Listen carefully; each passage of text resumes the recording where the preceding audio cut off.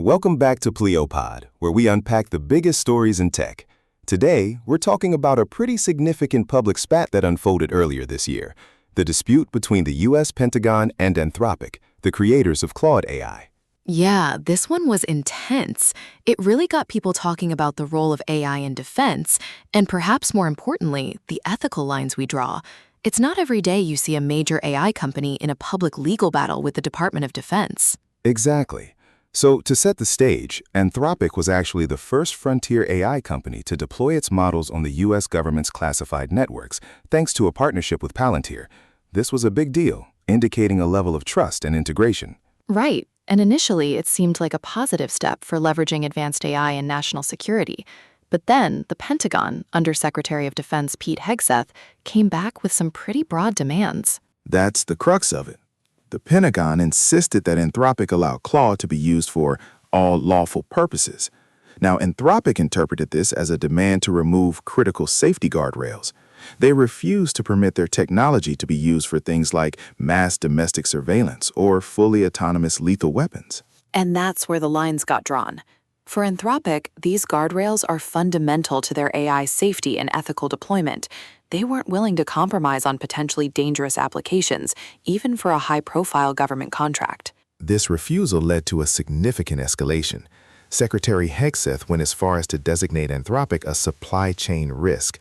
This is a serious classification, Maya, typically reserved for foreign adversaries, implying a threat to national security. That sounds like a massive escalation. It's essentially a black mark against the company, which would make other contractors hesitant to work with them. I can imagine that put a lot of pressure on Anthropic. It did, and it wasn't just the Pentagon. Following this designation, President Donald Trump directed federal agencies to cease using Anthropic's technology, so it became a pretty widespread government-level directive. Wow, so Anthropic was effectively being sidelined by the US government. What was their response to that? Did they just accept it? Not at all. Anthropic challenged the Pentagon's actions in federal court. They argued that the supply chain risk designation was arbitrary and potentially a violation of free speech protections. They successfully obtained a preliminary injunction which blocked the Pentagon's punitive measures. That's a huge win for Anthropic in court. A judge basically saying the government's actions were questionable. What was the judge's reasoning?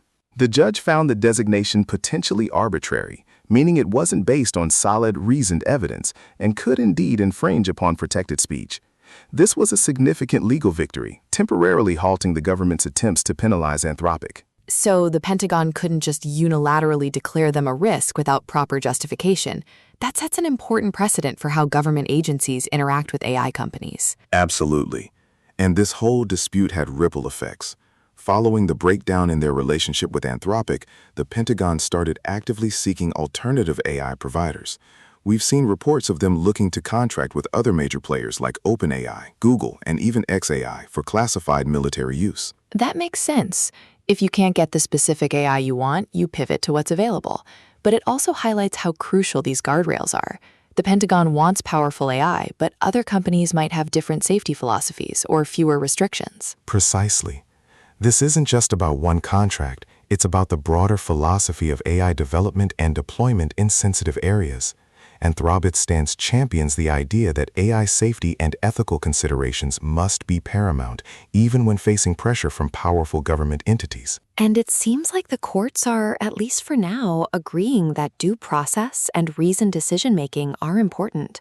But I imagine this isn't entirely over, right? You're right, Maya. The Trump administration has since appealed that court ruling, so the legal battle and the policy debate around AI, national security, and ethical guardrails are far from settled. It's a dynamic situation that will continue to evolve. It certainly will. It's a complex intersection of technology, ethics, and national security. We'll be watching closely to see how this plays out. Thanks for breaking it down for us, Armin. My pleasure, Maya. And thanks to all our listeners for tuning in to Pleopod. We'll catch you next time.